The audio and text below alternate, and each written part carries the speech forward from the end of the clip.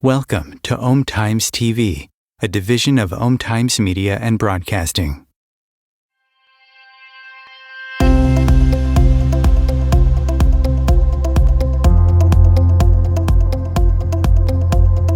Sex is the life force energy that runs through us all. The link between sex, creativity, and the sense of aliveness is strong. Can you use sexual energy for your spiritual evolution? Or perhaps for emotional healing? Is it even possible? Clinical sexologist Dr. Martha Tara Lee will explore all these and more on the Eros Evolution Show here on Om Times Radio and TV.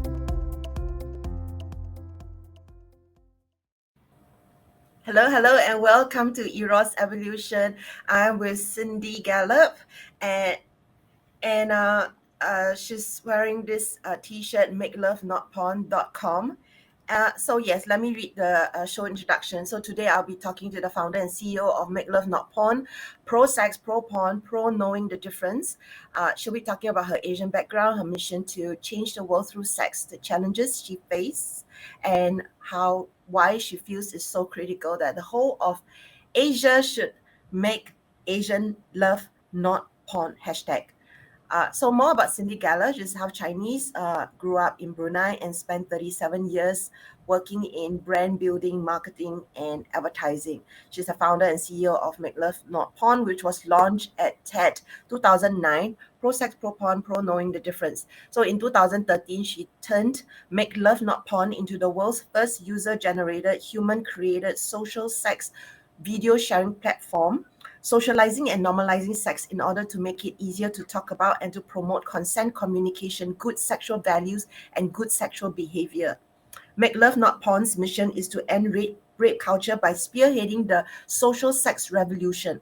So Cindy speaks at conferences globally, coaches and counsels, describes her approach as, I like to blow shit up.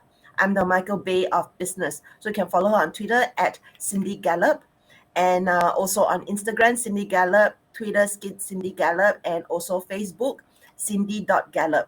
So for Make Love Not Porn, you can follow on Instagram, Twitter, Make Love Not Porn, one word. So thank you so much for coming. I'm delighted to be here, Martha. Thank you for having me. So we've been following each other for years. This is the first time we're actually meeting in person. And yesterday night, I was actually, you saw my Facebook post. I actually talked about how I was actually supposed to meet you in 2011, more than 10 years ago. And during that time, you were in town in Singapore and you were doing some gathering of thought leaders in Singapore.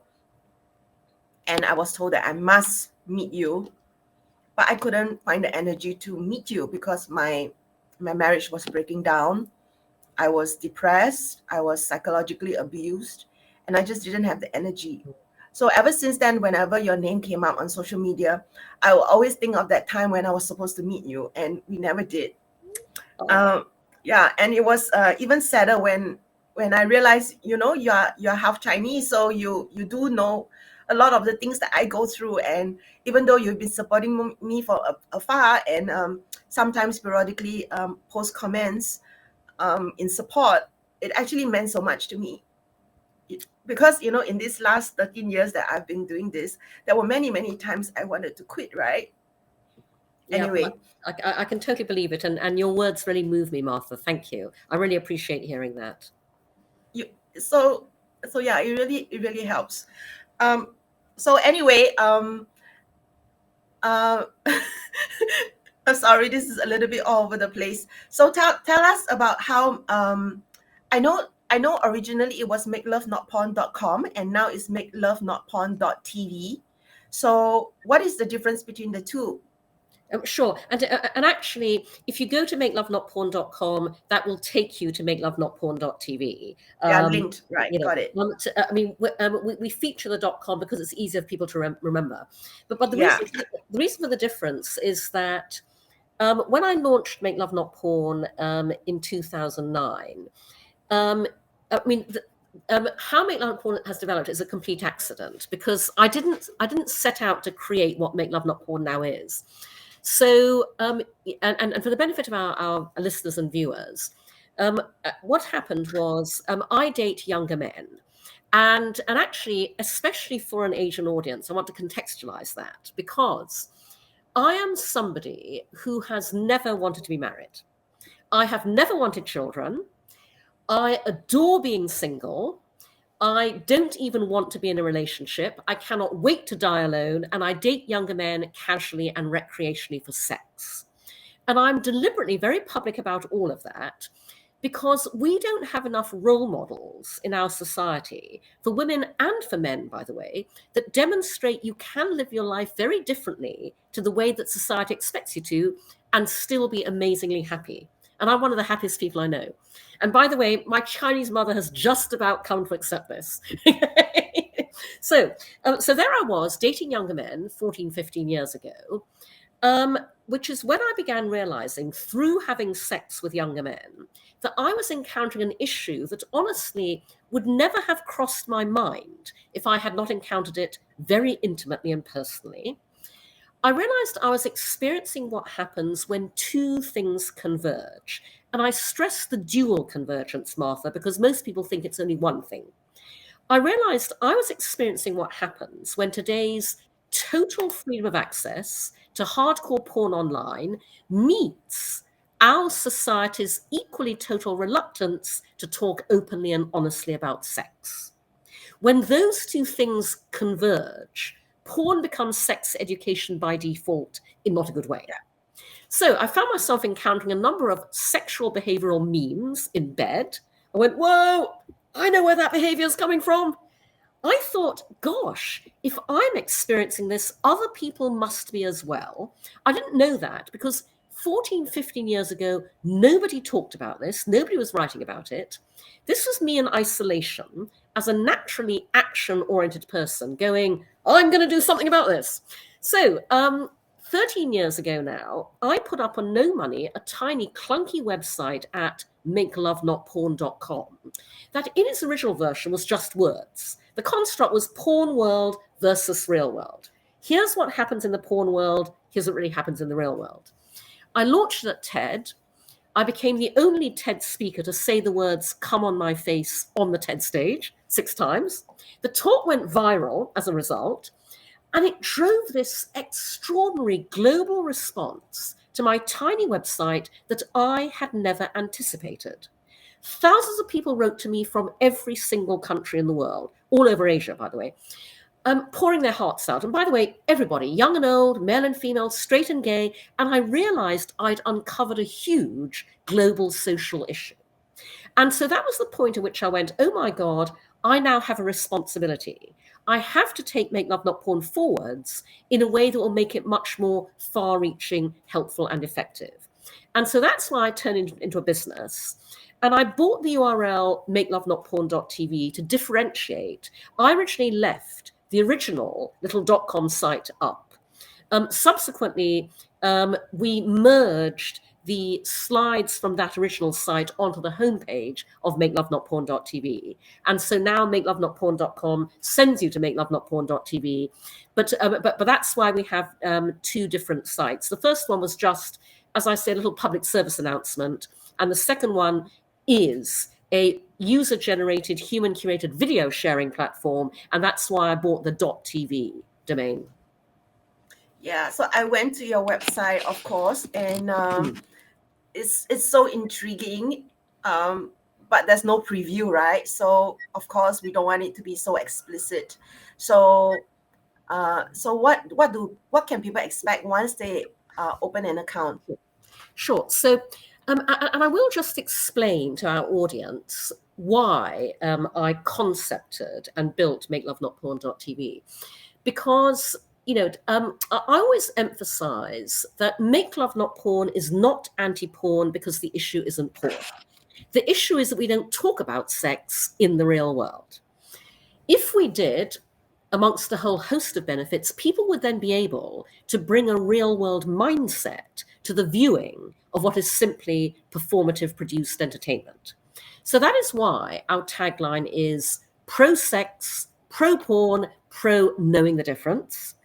And that's why our mission is one very simple thing. We exist to make it easier for every single person in the world to talk openly and honestly about sex. And to do that in two respects. A, to talk openly about sex in the public domain. And by that I mean parents to children, teachers to schools, everyone to everyone.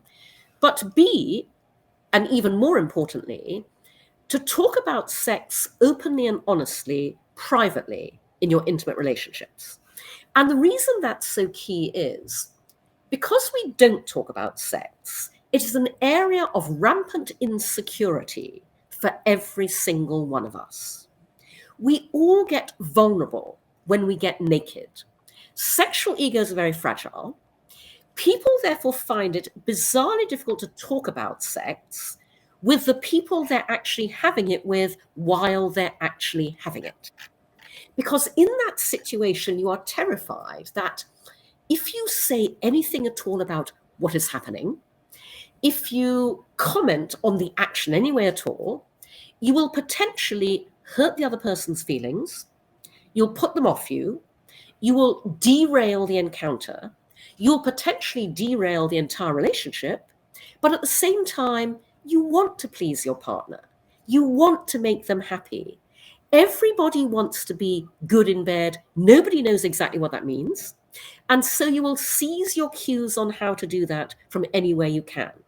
And if the only cues you've ever seen are in porn, because your parents never taught you about sex, because your school didn't teach you, because your friends aren't honest, those are the cues you're going to take to not very good effect.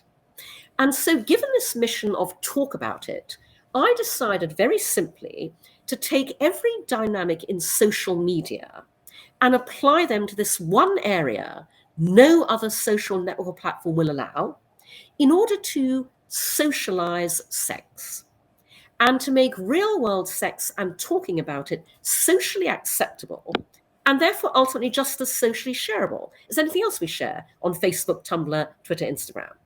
So, 10 years ago now, I launched the first stage of this vision because I have a whole roadmap for the future for Make Love Not Porn that I'm about to raise a serious round of funding to build. But the first stage is MakeLoveNotPorn.tv, which is, as I've said, a user-generated, human-curated social sex video sharing platform. So basically, anybody from anywhere in the world can submit to us videos of themselves having real-world sex. But we are very clear what we mean by this. We are not porn. We are not amateur. We are building a whole new category on the internet that has never before existed, social sex. So our competition isn't porn, it's Facebook and YouTube. Or rather, it would be if they allowed you to socially, sexually self-express, which they don't. So social sex videos on Make Love Not Porn are not about performing for the camera. They are simply about doing what we all already do on every other social platform in every other area of life, which is capture what goes on in the real world as it happens spontaneously in all its funny, messy, beautiful, loving, comical, awkward, hilarious humanness. We curate to make sure of that. I designed Make Love Not Porn through the female lens around what everybody else should have, nobody else did, human curation. There is no self-publishing of anything on Make Love Not Porn. Our curators watch every single video submitted from beginning to end before we approve and publish it to make sure it's real. And we have a revenue sharing business model. Our members pay to subscribe, rent and stream social sex videos. Half the income goes to our contributors, whom we call our Make Love Not Porn stars. And Martha, I want to just, for the benefit of our listeners, drill a bit more into what I mean by social sex, because we are doing something utterly unique, and therefore we have an utterly unique capability. We have the power to change people's sexual attitudes and behavior for the better in a way that nothing else does. So, for example, social sex videos on Make Love Not Porn are enormously reassuring because we celebrate real world everything. Real world bodies, real world hair, real world penis size, real world breast size, real world vulvas. And the reason that's so important is because you can talk body positivity all you like. You can tell people to love themselves. At the end of the day, nothing makes us feel great about our own bodies like seeing people who are no one's idea of aspirational body types getting turned on by each other, desiring each other, having an amazing time in bed. Our mantra at Make Love Not Porn is everybody is beautiful when they're having real world sex, and they really are. I And agree. and it's so critical because, all around us, Martha, in popular culture, we are sent messages every day that say you are not sexually desirable unless you are this skinny, six-pack abs, look like this. Our members write to us and say, you made me feel better about my own body. One man wrote and said, my girlfriend and I now feel able to be more open and sensual with each other because you made both of us feel better about our own bodies. I And love that's it. transformative. I love it. So it's normalizing and it's healing. And I didn't open an account with your site yet, so I can also sense the reassuring tone that exists on the site. So I love that you say that it's curated because it's so important. So many of my clients actually say that they are very put out by porn because they are still coming across porn that is made by men for men. And the normalization, the human curation is very important because you really never know what you're going to stumble in upon, and then you get shocked and put off by the whole idea of it. So I just want to share that recently I had a client who said that porn doesn't make him feel good because he's comparing himself against all these porn stars who, of course, have those six packs like you mentioned, and of course can last forever. And it's just so far away from where he is at. And so then I asked him, why do you keep watching those porn then? And he just stared at me. And I was like, you know that there are many different types of porn out there. There's porn, there's ethical porn, there's porn by women for women, and then there's your site. Yes. And he just looked at me like, I was like out from outer space. Yeah, no, and here's the interesting thing, Martha, because so I designed and concepted Make Love Not Porn to be fully gender equal, diverse, and inclusive.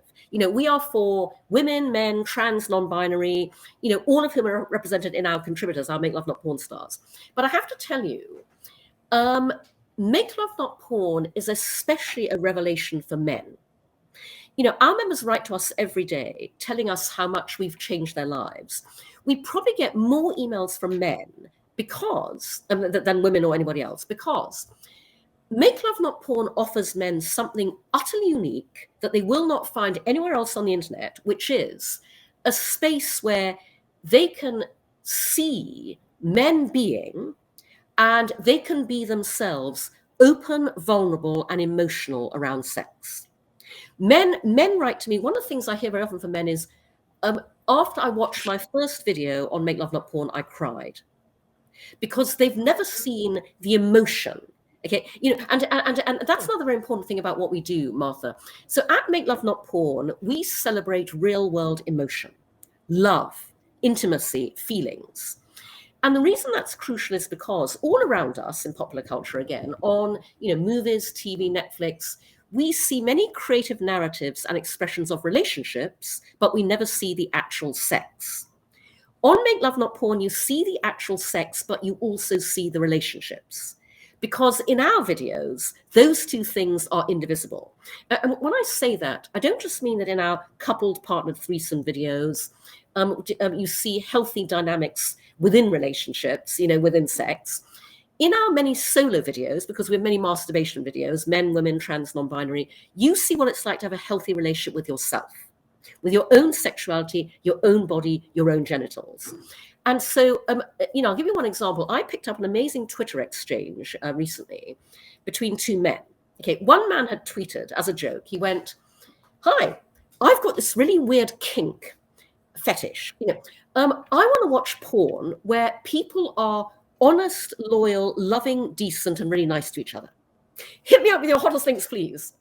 And so he was joking, obviously, but a man replied to him and said, there's this website called Make Love Not Porn, where you can watch real couples fucking and making love.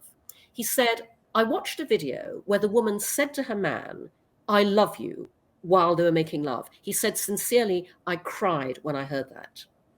I mean, we are the place for men to come and find out. The way I put it is, if porn is the Hollywood blockbuster movie, Make Love Not Porn is the documentary. We are a unique window onto the loving, wonderful, funny, comical, awkward, hilarious ways we all have sex in the real world. And there is so much to learn from that at so many levels that I guarantee every Singaporean listening will absolutely bloody love it. So guys, please check us out. And again, bear in mind, everything we do is designed to make it easier to talk about sex. And so, couples watch our videos together and they prompt amazing conversations and breakthroughs in communication. One couple said, when we watch your videos, to your point, Martha, it's absolutely normalizing all of this. They said, we find it so easy to talk about them as normally and naturally as we would talk about something we just watched on Netflix. And then that leads into a great conversation about our own sex life and what could be better. And so, we really, and I'm blown away by both how well Make Love Not Porn does what I designed it to do and how well it does things I never designed to do. So on what I actually designed to do, we hear all the time from couples going, oh my God, you saved our marriage. You saved our relationship. Haven't had sex in years. We watch your videos. Come on. But we also hear from survivors of rape, sexual assault, sexual abuse. We hear from female and male survivors who say to us, Make Love Not Porn helped me reclaim my body. Make Love Not Porn enabled me to be sexual again. Make Love Not Porn brought sexual joy back into my life in a situation, obviously, where porn is just way too triggering. And so, yeah, we are effectively self-help for your sex life. I love it. So I can see how it can be so healing because this is real people being vulnerable and they're just being themselves. They're not performing. And we need to see that. We need to see this kind of modeling, and we don't see this modeling in porn. And it's just the scene ends, with the male ejaculation. Yeah, no, exactly. And so here's my overall vision for Make Love Not Porn, Martha. So I designed Make Love Not Porn around all of my own beliefs and philosophies, one of which is that everything in life starts with you and your values. So I regularly ask people this question: what are your sexual values? And no one can ever answer me because we're not taught to think like that. Our parents bring us up to have good manners, a work ethic, a sense of responsibility, accountability. Nobody ever brings us up to behave well in bed. But they should, because in bed, values like empathy, sensitivity, generosity, kindness, honesty, respect are as important as those values are in every other area of our lives where we're actively taught to exercise them. So this is my vision for a world in which I finally get Make Love Not Porn funded to achieve our social mission at scale. When we do that, parents will bring their children up openly to have good sexual values and good sexual behavior in exactly the same way that parents currently bring kids up to have good values and behavior in every other area of life. We will therefore cease to bring up rapists. Because the only way that you end rape culture, and by the way, this really is the only way, Martha, is by embedding in society and openly talked about, promoted, operated, and very importantly, aspired to gold standard of what constitutes good sexual values and good sexual behavior. When we do that, we also end Me Too. We end sexual harassment, abuse, violence, all areas where the perpetrators currently rely on the fact that we do not talk about sex to ensure victims will never speak up, never go to authorities, never tell anybody. When we end that, we massively empower women and girls worldwide. When we do that, we create a far happier world for everybody, including men. And when we do that, we are one step closer to world peace. I talk about Make Love Not Porn as my attempt to bring about world peace, and I'm not joking. I love it. And I agree with you. I've had my teachers talk about how people who are happy sexually do not go out and fight and rape and create wars. Yeah, and also they're healthier. I mean, we are currently and working. Happy, yeah. I'm very excited because an academic in Britain reached out to us, a professor at university, whose work focuses on how important sexual health and happiness is to good public health outcomes. And so we're working with him and his team to create a data-driven academic study on how Make Love Not Porn drives better public health outcomes. I agree. I mean, at first glance, it's not obvious the link with sex education for parents. And if they were to introduce real sex to their kids, what better site than Make Love Not Porn? Yep. And actually, Martha, parents are buying their children subscriptions to Make Love Not Porn because they tell us they want them to see what happy, healthy, loving sex relationships look like. Yeah, we need to have the modeling from start. I remember how when I was new to sex, I would always be frozen in the bedroom, like my body would be frozen. I was consenting, but I just couldn't speak in the bedroom. It was just the magic of sex or whatever it is. I just couldn't speak. And it took me many, many years to be able to finally be able to speak up and to ask for what I need in the bedroom, to be able to say stop, to be able to say slow down and things like that. And that's because we don't get this kind of modeling at all. And in a lot of porn, you don't see them talking at all. You just see them going at it for a long time. Yeah. And so we have a hashtag on Make Love Not Porn, which is chatty. All our videos where people are communicating well around sex, they're hashtag chatty. Yeah, one of the biggest questions that I get from my clients is, how do I say this? How do I say this? And whether you talk about it before or during or after sex, it's so important to talk about it and not just be having sex for 30 years and never ask your partner for feedback. Never ask your partner about what will make it better. And this is happening so much all the time in my work. Okay, so we have a break and we'll be back right after this break. Times TV. Imagine becoming a super influencer. Reinvent yourself, invest in your brand, and then manifest your success with a robust spheric approach. Times Media and Broadcasting offers a unique and multifaceted way to become the spiritual and conscious influencer you deserve to be by putting your message across our powerful platform with its proven record of integrity and excellence. Through our produced shows, Times offers the opportunity to become a social media TV personality, a radio show host, an Times magazine columnist, and a syndicated podcaster, all in one shot. By live streaming your show on Times TV and broadcasting it across the extensive Times radio and TV networks, you become more than a host. You become an ambassador and a force for positive change. Times. Open yourself to the possibilities. If I could be you, and you could be me for just 1 hour. If we could find a way to get inside each other's minds. Walk a mile in my shoes. Walk a mile in my shoes. Well, before you abuse, criticize and accuse. Walk a mile in my shoes.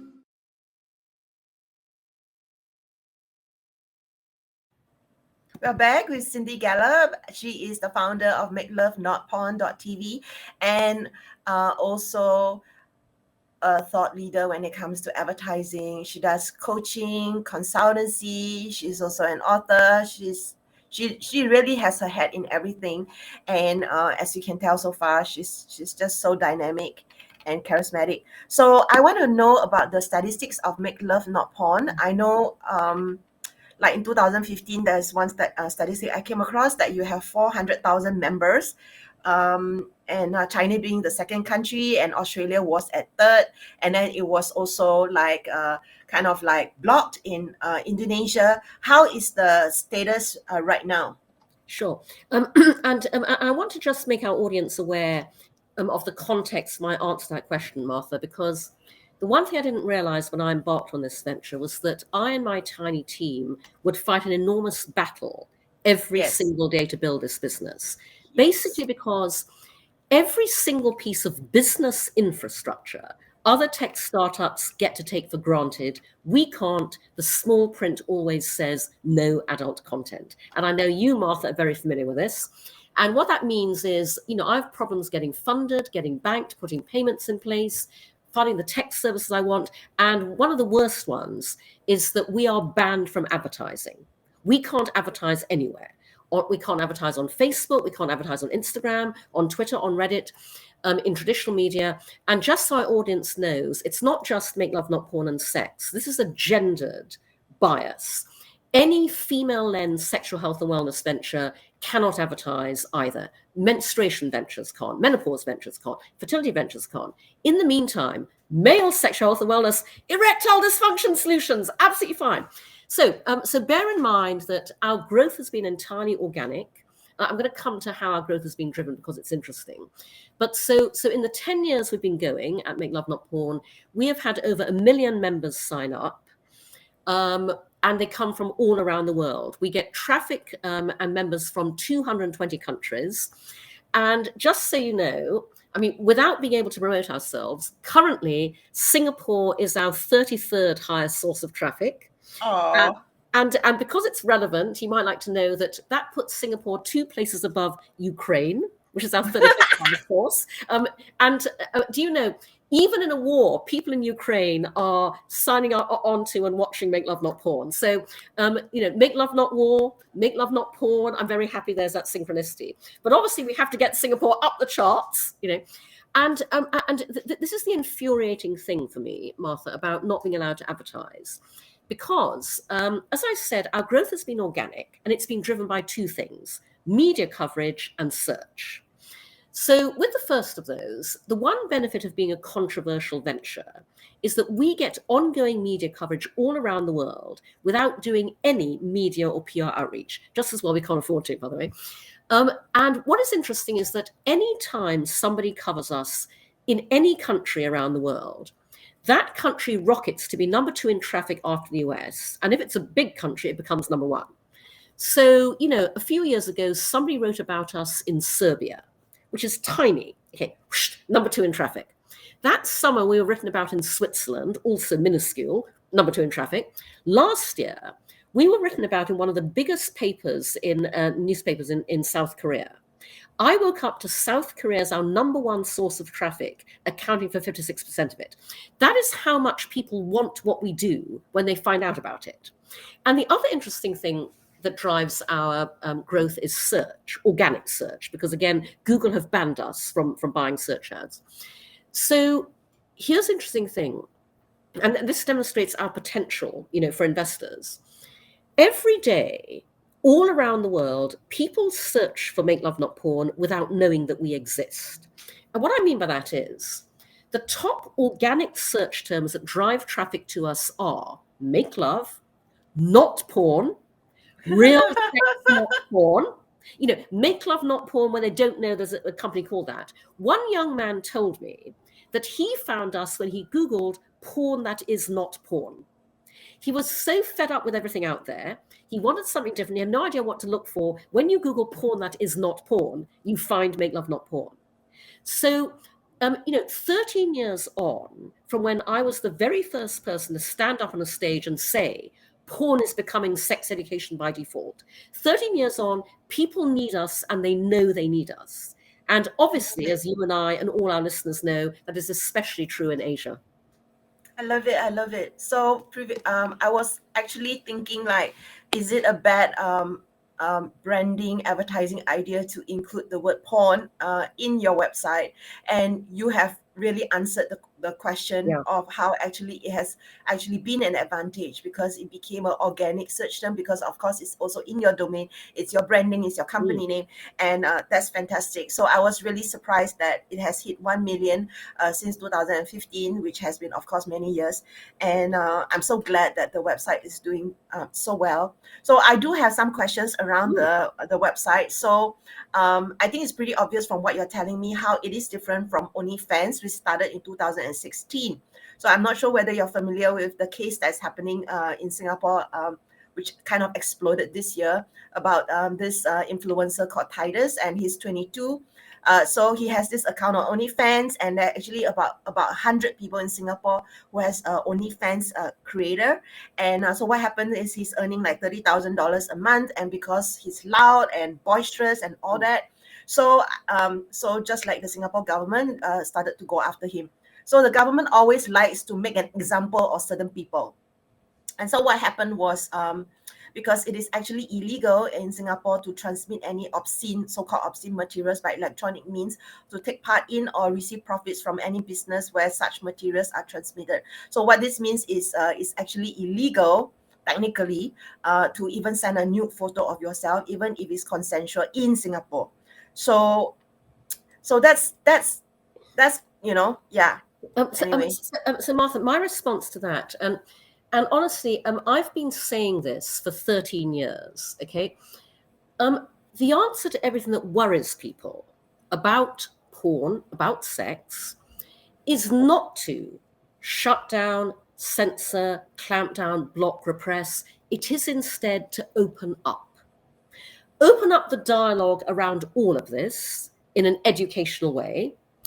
Open up to welcoming, supporting, and funding entrepreneurs like me, especially, by the way, female founders who want to disrupt all of this for the better, and open up to allowing us to do business the same way everybody else does. Because when you do that, you completely transform the landscape of what is deemed adult and make it transparent, open, educational, healthy.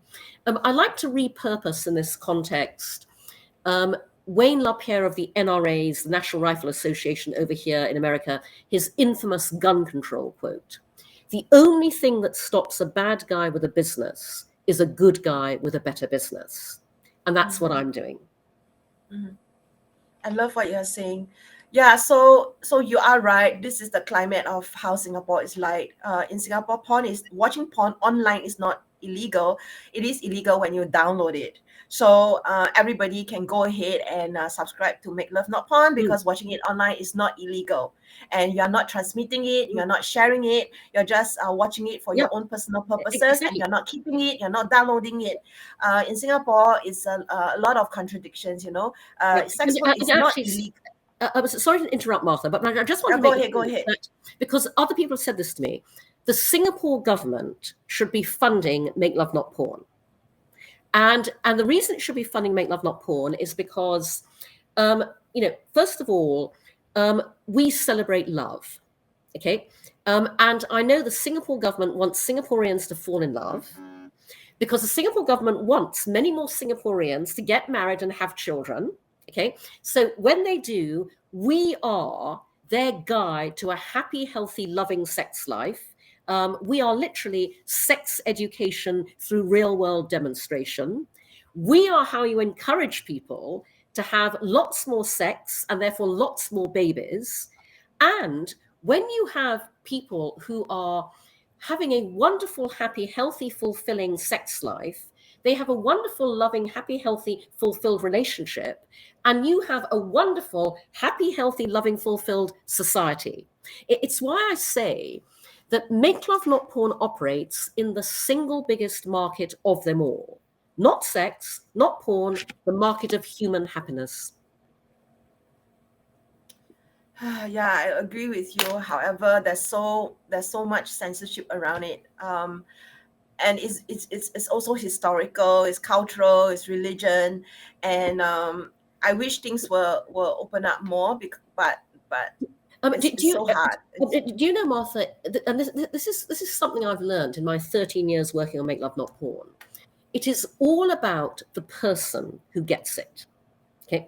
Now, I am, as I mentioned, I'm setting out, I'm literally just about to open up a fundraising round for Make Love Not Porn. I'm out to raise $20 million to scale Make Love Not Porn to be the Facebook of social sex. And by the way, part of what I want to raise that funding for is the 0 to 18 version of Make Love Not Porn, which is what I call the Khan Academy of Sex Education. I love it. Because Khan Academy tutors on every other topic under the sun except this one. Educational technology exploding, not in this area. And so I want to build MakeLoveNotPorn.Academy. And by the way, listeners, if you go there, I bought the URL many years ago. You'll see a holding page there. but parents and teachers have been begging us to do this. So that's one of the things I'm raising funding for. But here's my strategy for finding investors. And this applies to how you change things around this whole area in Singapore. Because in the conventional funding world, my biggest obstacle, and this again is Singapore's biggest obstacle, is the social dynamic that I call fear of what other people will think. Yeah, you're right. Which operates around sex, unlike any other area. It's, for me, it's never about what the investor actually thinks themselves. It's, because when you understand what we're doing and why we're doing it, nobody can argue with it. The business case is clear. It's always their fear of what they think other people think if they fund us. So what I've realized is my investors are absolutely out there. There are lots of them. And by the way, I know that there are tons of potential Make Love Not Porn investors in Asia. Here's my challenge. They all have one thing in common. Your willingness to fund Make Love Not Porn is entirely a function of your personal sexual journey. It's a function of your personal lens on sex and sexuality, driven by your own experience. And I have no way to research and target for that. My investors are impossible to find by the usual means because they all have this one thing in common. And, they're especially hard to find because sex is the one area where you cannot tell from the outside what anybody thinks on the inside. The people who look like they would totally get it, don't. The people who look like total prudes do. And so my strategy for the past several years to find investors has been, I put what I'm doing out there all the time. I self-promote, I blow my own trumpet across all my social channels, as you've seen. I accept every media interview I'm asked to do. I go on every podcast because I have to rely on making those synaptic connections happen that will draw those investors to me. And it's a long, slow, painful process. But the good news is, in the past couple of years, that's been happening more and more. Investors are reaching out to me out of the blue. White male investors reach out to me, shocker, and say things like, Cindy, I saw your post about Make Love Not Porn on LinkedIn. I'm intrigued. Tell me more. One investor reached out, again, a white man reached out a few weeks ago. He said, I'm sitting here at 3 a.m. I've just listened to you on this podcast. You have blown my mind. He said, all my life, I have felt such massive guilt, shame, and embarrassment around sex. It's destroyed all my sexual relationships. You have just taken all of that away from me. And by the way, I have $1 billion under management. I know many investors. I'd like to help with your fundraising. I'm going, yes, please. So sorry, a long-winded response to my point, Martha, which is somewhere in the Singapore government are the people who get it. It's just about finding them. I love who you are. It's who you are that's making this work. Well, it's your vision, it's your conviction, it's your energy, it's your presence, and also it's not obvious to others like how bloody hard you work. Well, Martha, it's people like me and it's people like you, because I'm interviewed all the time, as I mentioned, and one of the questions I'm often asked by journalists is, so Cindy, why do you think we're all so repressed about sex? And I'm asked this question so often that I now have my answer down pat. 3 reasons. So reason number one, centuries of repression, religion, socio-cultural dynamics in every single country in the world. What we're talking about is a global issue everywhere. Reason number 2, the patriarchy. Because historically, every institution, including government and religion, has been male-dominated. We as women have never been enabled to bring our lens to bear on human sexuality, and the world is a poorer place for it. And reason number 3, very straightforwardly, to your point, I say there are not enough people like me. And what I mean by that is the world makes it bloody difficult to innovate and disrupt social narratives around sex. Many people have tried and given up, and I don't blame them because my life is shitty on a daily basis because of what I do. The world needs people like you and me, Martha, who will not give up no matter what. The thing that most motivates me, that, makes me keep going through all of this, is the social dynamic that I call, I'm going to fucking well show you. You tell me it can't be done, I'm going to fucking well show you. You put an obstacle in my path, I'm going to fucking well show you. I have to take all of those challenges, all that demoralization, all that depression, and turn it into motivation and inspiration. And that's what keeps me going. And that's what keeps you going. Yeah, you're making me cry. You're right. Yeah, it's really, really, really tough when you have no idea what's going to land in your mailbox. You never know when you're going to have like somebody like hitting you below the belt, like saying really, really mean, sexist things to you, objectifying you, and so in order to heal ourselves from all the things that you mentioned, the social construct, the patriarchal construct, it takes years and years of unconditioning, and also having that vision of like being the best person, the best version of yourself that you can be. And also, Martha, it takes, because this is a fundamental part of how I do what I do. When you have a truly world-changing startup like Make Love Not Porn, you have to change the world to fit it, not the other way around.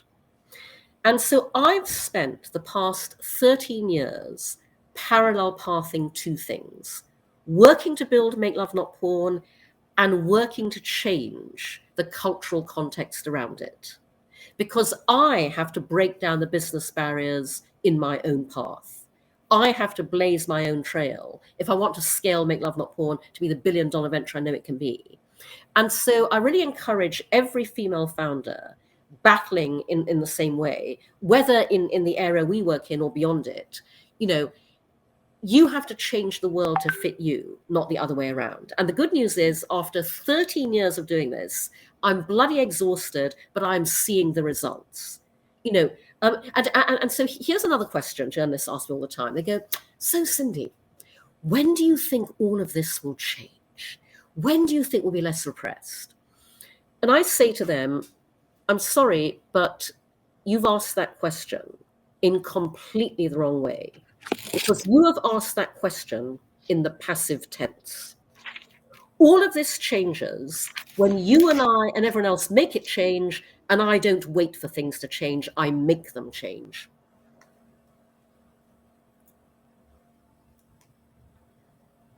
Yeah, it's about believing in the power of one even. Yeah, absolutely.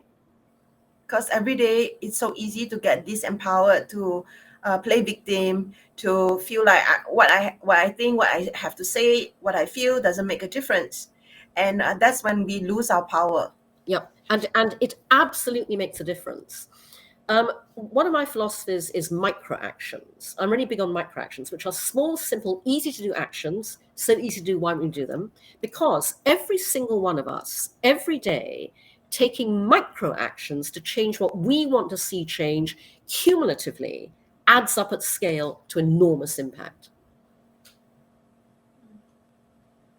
I love everything that you are sharing. So, having talked about work, business, the business of Make Love Not Porn,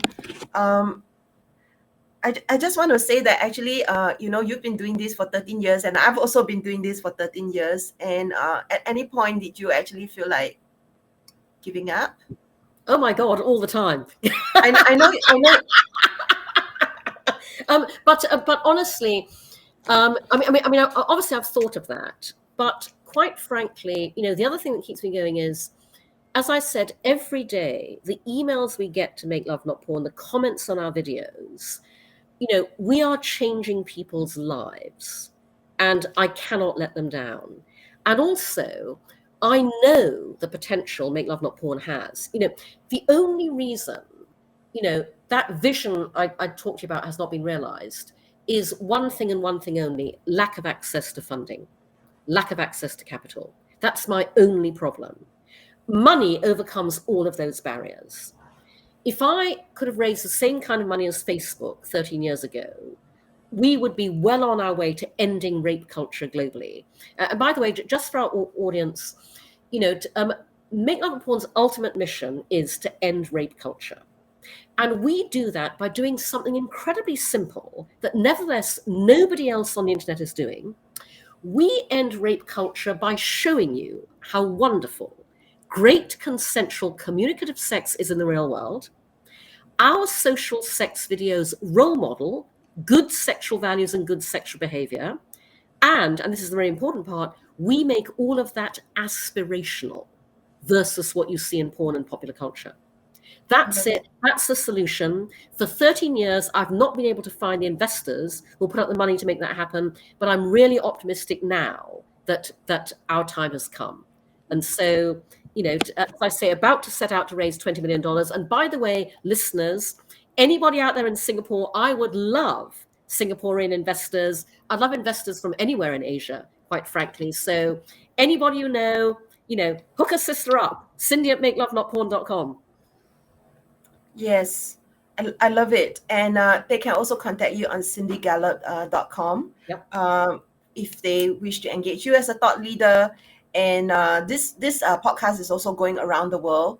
And so I just want to say that all the things that you mentioned about changing people's lives, sex being wonderful, role modeling, being aspirational, this is actually, I think, the same reasons why I do what I do.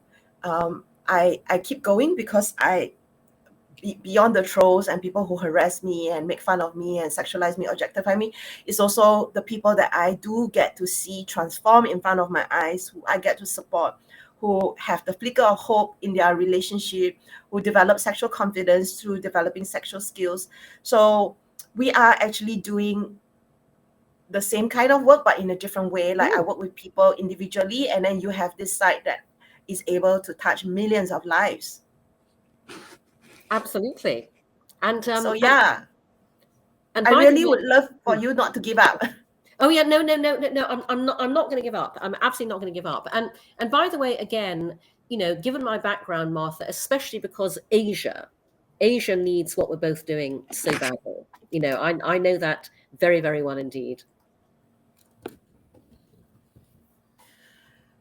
Yes. So Martha, I have to say, obviously it has been a total joy talking for the first time ever. And I hope very much that I will have the opportunity to meet you in person, because I'm going to be in Singapore in 3 weeks' time. Yes, let's meet. Because Singapore, as I said, needs what we both do. And I think in our audience, there must be people who want to help us make shit happen around all of this in Singapore. So we should strategize. I love it. I love to continue to support you in everything that you're doing. It's so amazing. So we have like 2 minutes left. So right. Is there anything else that you would like to share?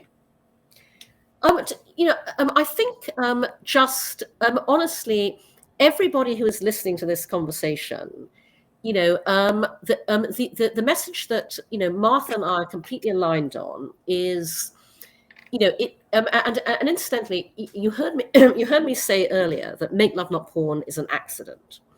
What is no accident is that my background is 37 years working in advertising. I've spent 37 years working in the business of communication. I know, therefore, that everything great in life and business is born out of great communication. Sex is no different. Great sex is born out of great communication. Just talk about it. And, talk about it to your partners. Talk about it during it. I am my own research lab. I date younger men, casually and recreation. I date a lot of them. I have sex with younger men who are extremely attractive, had a ton of girlfriends, and I've never said a single word in bed, which emerges obviously when I begin talking in bed. But I find it astonishing. And so the one thing I really want all of you to take away from this is what Martha and I are both working to change, which is just talk about sex. Love it. I absolutely love it. It's so important, and it's so difficult for so many people because we're not getting the modeling. So once again, follow Cindy Gallop at MakeLoveNotPorn .tv or .com, and you can find Cindy Gallop on Instagram, Twitter, Facebook, and also website Cindy Gallop. So thank you so much for being here. It's been such a pleasure, and I definitely love to meet with you when you're in Singapore. Excellent. And keep up the great work, Martha. You're doing a fantastic job. Thank you.